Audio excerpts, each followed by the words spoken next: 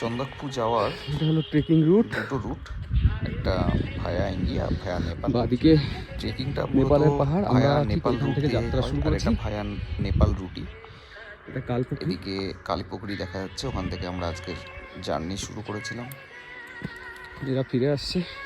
এরা সাধারণত ব্যাগগুলো বয়ে দেওয়ার জন্য, মানে লাগেজ ক্যারি করার জন্য থাকে। যারা লাগেজ নিয়ে যেতে পারে না তাদের লাগেজগুলো এরা ক্যারি করে দেয়। এরা ফিরে আসছে।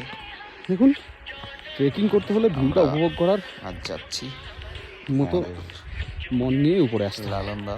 কারণ গরম লেগে গেছে, সব কিছু অ্যাভারেজ নয়। চেঞ্জ করছে, আগে বাকি সাথীরা এগিয়ে যাচ্ছে। এখানে প্রত্যেকটা পাহাড়ের আলাদা গল্প আছে, আলাদা ইতিহাস আছে।